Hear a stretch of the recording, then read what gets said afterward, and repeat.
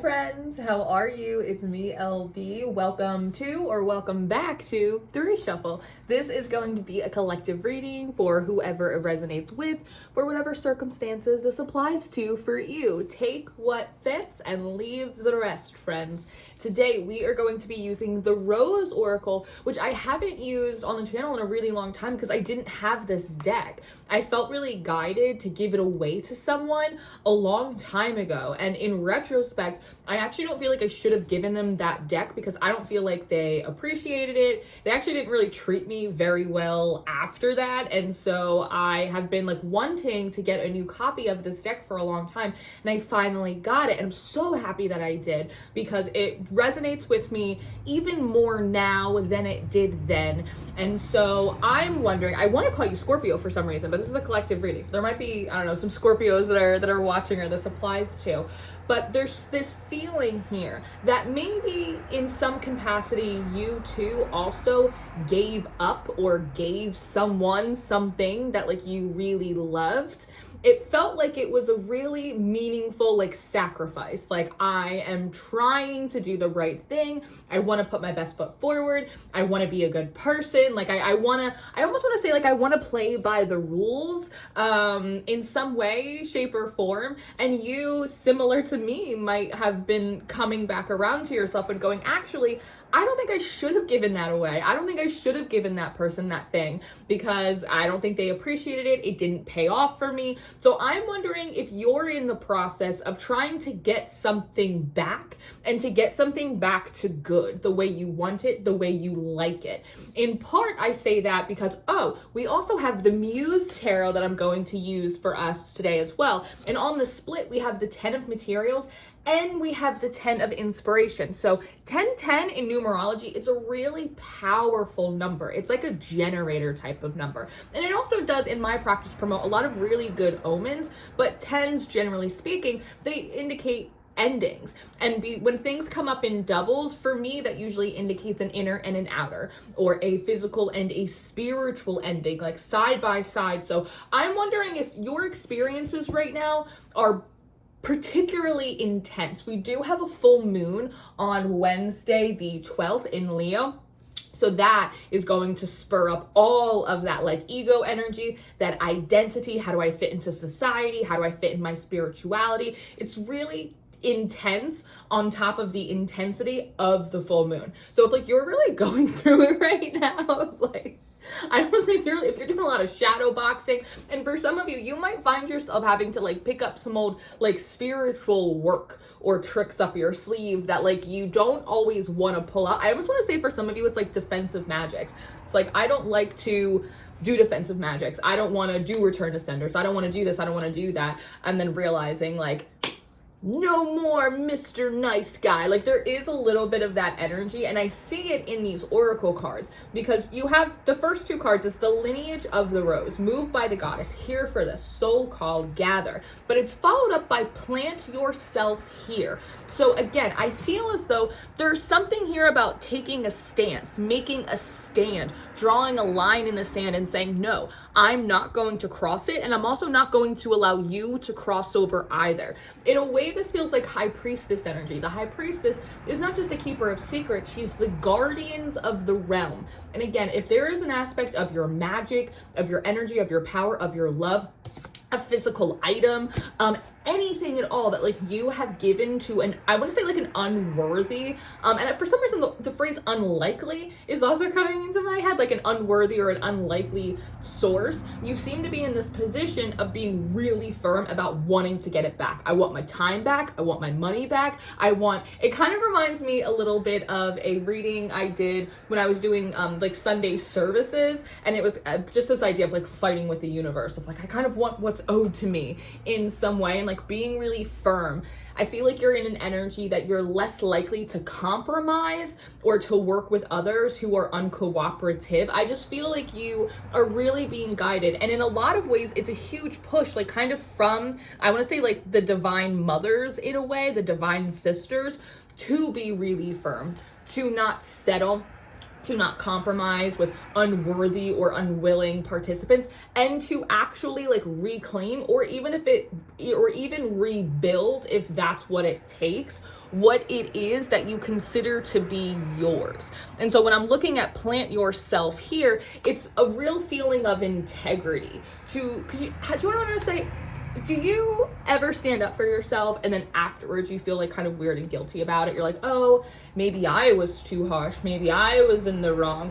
Or like you advocate for something and you're like, maybe I'm being greedy. It's like that weird guilt or shame that like comes over you after you actually do like the right thing for yourself. That seems to be happening here. Like you're making a stand and then you're going, oh, this feels really bad to stand, like to be the bad guy or to have to like stand on business, as the kids say. But there's this push by the goddess, like by the divine mothers, to stand in your integrity, to stand in like the standards that you want to set. And there's kind of a message here of like, no one is going to be able to uphold the proper standard in your life more so than you. And it reminds me of something my grandmother told me years and years ago. And she was talking about class and how class is how we teach other people how we want to be treated. We're the first demonstrators. We treat ourselves with honor, with integrity. We keep our words. And because of that,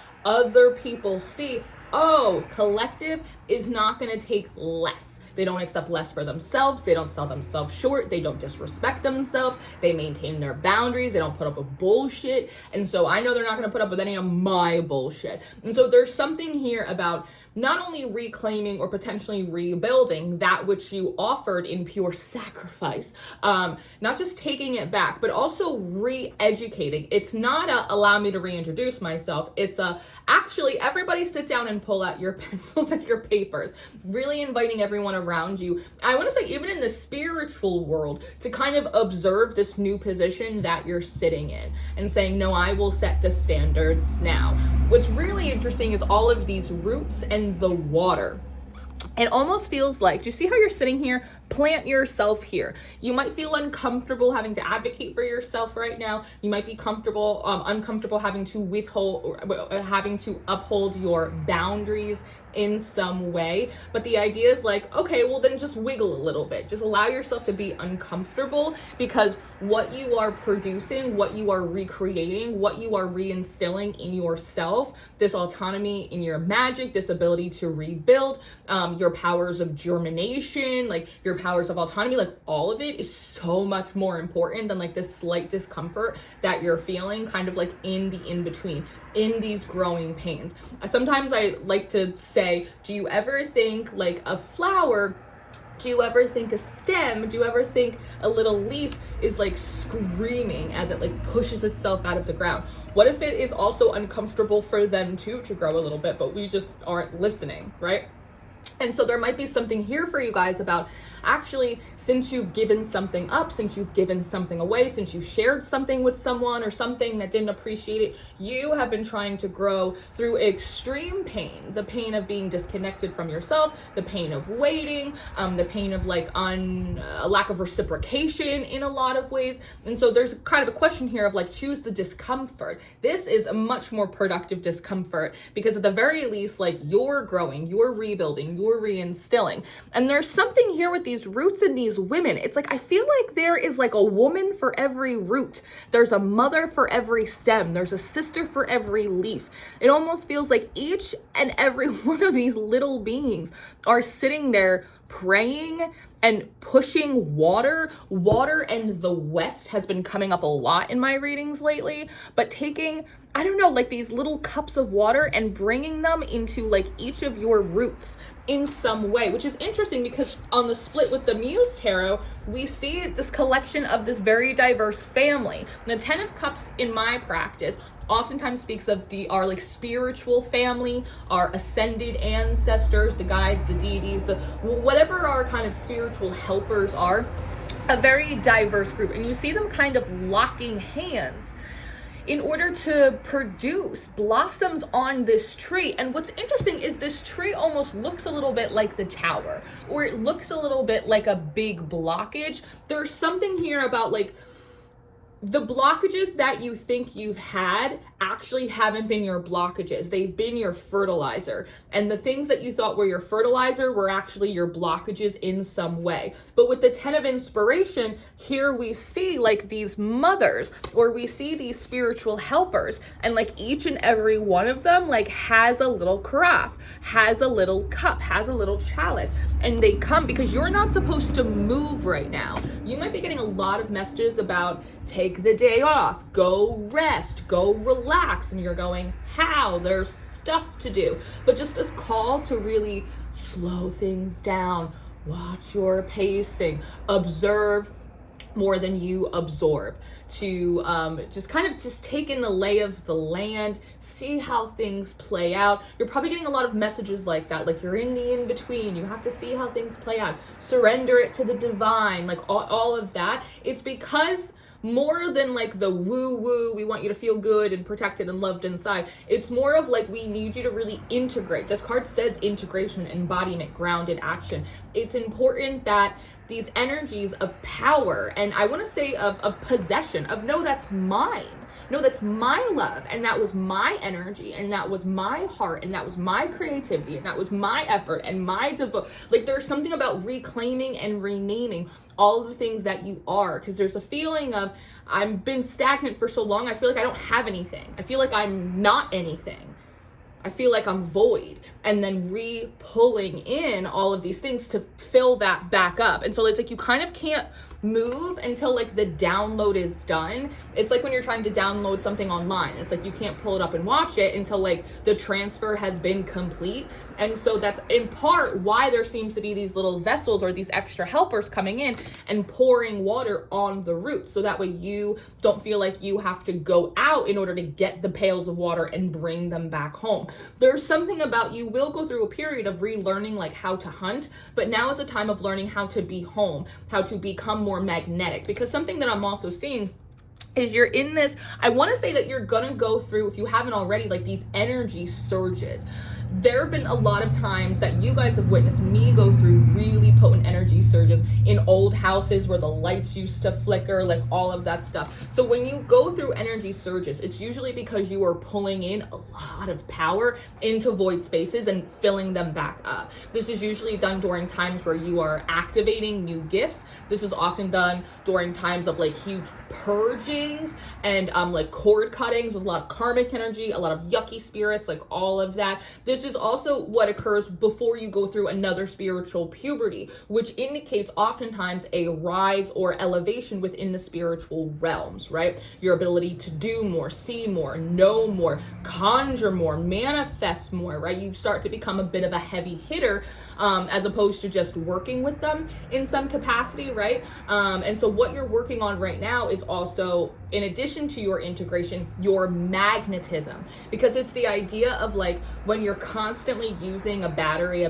it drains, right? And so we have to like recharge your batteries. We have to like remagnetize your magnet. So that seems to be why there are all of these messages about surrender and slow down and take it easy, because there is an attendant for every single one of these roots, and you are meant to go. And it's almost like, it's interesting because you're going through these energy surges, and it's almost like if you go to the water yourself, you'll end up like electrocuting yourself. It'll be too much in some way. It's like throwing a toaster in a bathtub. So you actually in some capacity have to be where you are. There might even be something about you being like kicked out of the like meditative realms or like the astral realms. Like you go to meditate and it's like you're not, nothing's coming through, nothing's going in, because there's something about, again, like putting two wires together or putting like oil and electricity together. You're meant to stay very grounded in the physical, not disconnected from your intuition, but just very grounded in the physical integration of these really intense energies, because they're surging. And I see like this energy around her, this auric field, start to expand her personal power, her magnetism. But then instead of allowing it to expand so far out to the point where we're giving it to others, I kind of see her conjuring it and then absorbing it back in. So I wouldn't be surprised if you were also seeing the Four of Pentacles come out a lot, not just in regards to like, oh, watch your resources, your money, right? It's less about like monetary budget and it's more about like an energetic budget. Like, we're only gonna let our energy go this far and then pull it back in. And I feel like I did a message, maybe it was one of the monthlies, I'm not sure. But it was about literally taking energy and pulling it back in, reinvesting it into self, reinvesting it into self, reinvesting it into self, and literally feeling almost like a little, I don't know, like a Lego, or like, I don't know, like a doll, like getting taller, like getting bigger, and feeling the energy and the power rise within you as you reinvest it into yourself. The Temple of the Rose comes next as ancient power, expression, activation, scarlet codes. So there's something really interesting here, that as you expand in this power, as like there is a divine mother or sister or friend for every single one of these roots, what's also happening is that I think part of what you're integrating is not just your personal power, not just whatever it is that you sacrificed or surrendered in good faith back into you, reclaiming it and saying, no, this is mine. And I wonder if the plant yourself here is also like a, I don't know, like a chicken sitting on an egg. It's like, no, it feels like a little bit kind of childish in a way, or this might be like how it's perceived in some way, of you sitting on your egg and going, no, this is mine. I'm sitting on my hands. No, I'm not moving from this waiting line. I'm not moving from this spot, because the second I do, someone's gonna come take my egg. I'm not doing it. It's mine. It's like a kangaroo, how like they keep their young like in their pouch, like very, very close. It's like, I'm not moving from this spot. It's like, I don't know, like waiting for, I don't know, a light show, waiting for a comet to pass by. You're like, I'm not gonna blink, I'm not gonna move, I have to stay right here to make sure like I get it, I have it, even if like you have to wait for it a little bit. It's really interesting. But part of what you're integrating as well seems to be something about this Temple of the Rose. I don't know if there's something with you in your present life or your past life, perhaps, with like the Rosicrucians is coming through. There's also like sort of like the Greek feminine rites and the feminine cults that are kind of coming in as well. There's something about your roles as perhaps priestesses or devotees in past lives that seems to be wanting to be integrated back in. And so I also feel like during this time, you might not be having visually like these really large adventures necessarily in your meditative or like your astral spaces, or even maybe creatively. But again, with pulling the energy back in, you're pulling something else up from the depth of the past, from the depth of like your soul codes in a way. And it has to do with information, and in particular, magics that have to do specifically with the feminine, specifically with the divine mothers. That does not mean that if you are masculine or male identifying in any way, it doesn't mean that these are not available to you. These just seem to be the drivers in the car of this reading. And so I also feel like there is a download, and it literally feels like computer code, which I know nothing about, but like numbers and symbols. It feels like they talk to you in numbers and symbols, or in a language that other people or other spirits like don't quite understand in a way. There's also something very rhythmic. Are you dancing a lot right now? I just see how they're moving. So there's also something about, as you're like banishing and separating from energies and conjuring more personal power and integrating kind of like this really old, I don't know, magical force that you used to be really intimately connected with in a past life,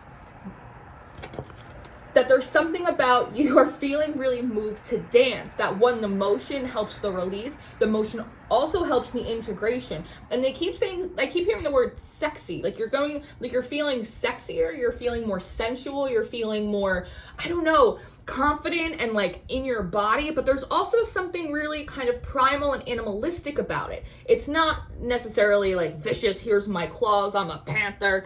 Could be. But it's just something like, I don't know, maybe because we're in the year of the snake, like there's just something really visceral about this like animalistic connection to the body. And I feel like, I don't know, I feel like you're doing different dance moves too. Like you might be just dancing more sensually, or you might be getting like closer to the ground and like these crouching positions, like really opening up the root to allow like this water to come in. I also feel like there might be something for some of you about like your libido or your sexual appetite coming back online after like that block, because, and I've always said this, that your sexual energy and your creative energy, they're one and the same. And so if you have a sexual block, you probably also have a creative block. If you sacrifice something in good faith and next thing you know, your creativity is dried up, whatever, probably everything else has too. You know what I mean? And so I feel as though, even though you might be in a particular phase that you don't love,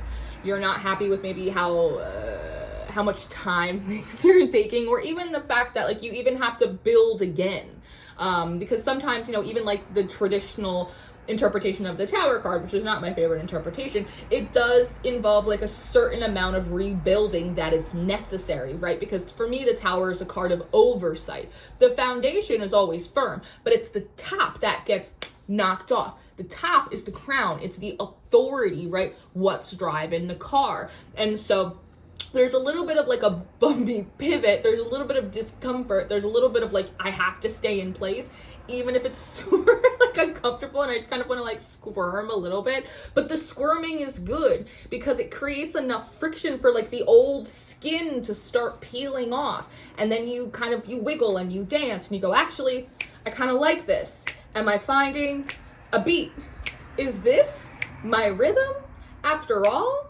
Oh shit, I like this. Okay. And like that's kind of like how it comes through to me. No, it seems a little silly, but that's how it comes through. And at the bottom of the deck, we have trust the seasons, embracing change, cycles of life, transition, and growth. And as you move through this process, one, you can kind of see these different versions of self. Present, you younger in this life, you in a past life. There's also this aspect of having in this process, you're kind of learning to separate you from others, you from them. But in this process, as you move through it, there's a feeling of, is it me or is it Divine Mother? Is it me or is it the gods? Is it me or is it the force of nature? It's like, I don't know, you become more immersed in it in a way.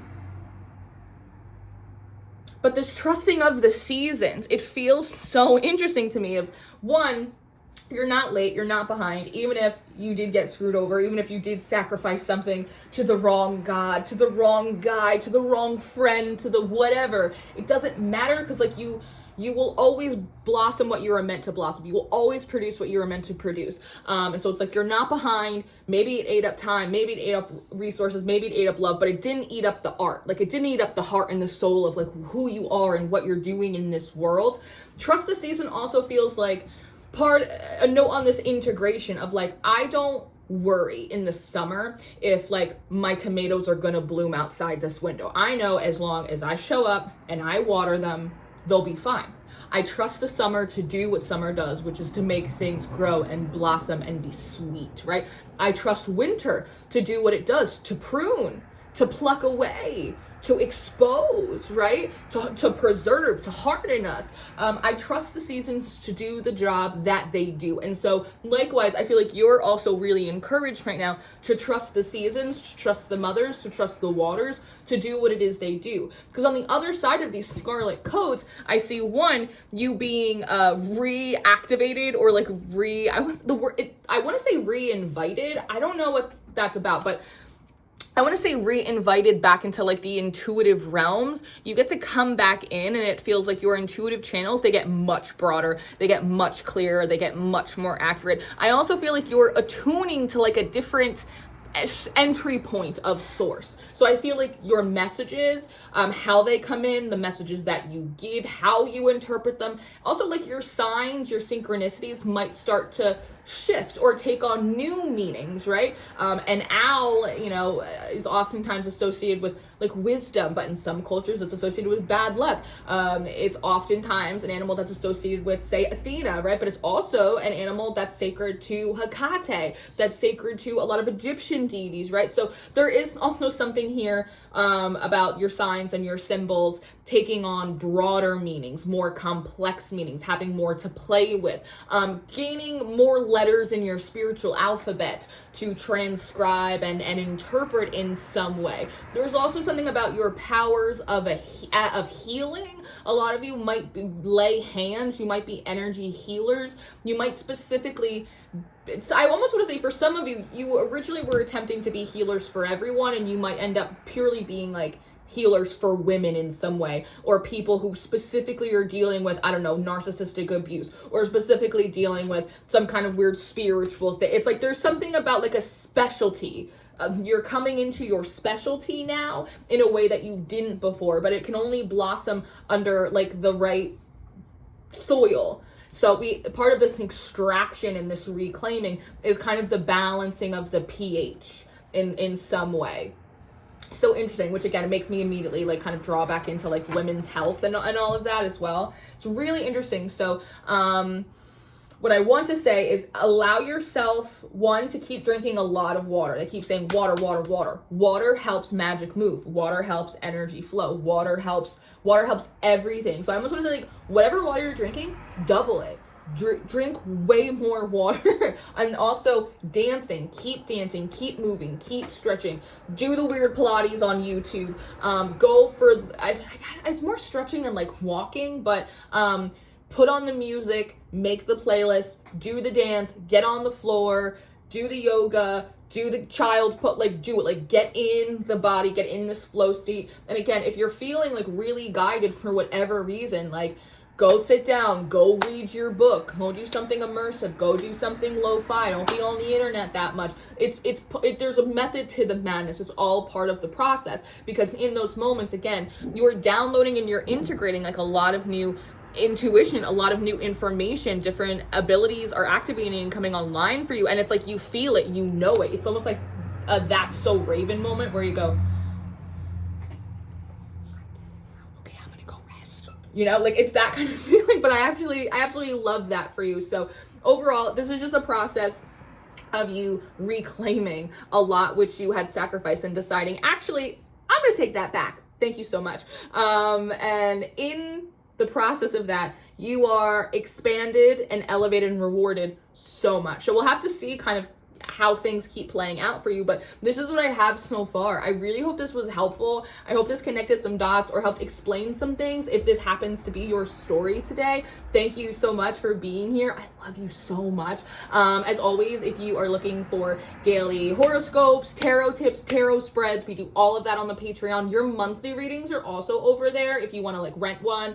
My books are open for personals. I'm having a lot of fun on Substack. So if you're ever interested in reading any of my like non-tarot or like tarot adjacent articles and stuff, I'll link all of that for you below. Our little Substack community is growing, which is really, really amazing. But yeah, all the stuff's in the bottom. You know where to find it. I love you so much. Have a beautiful day, and I will see you next time. Goodbye.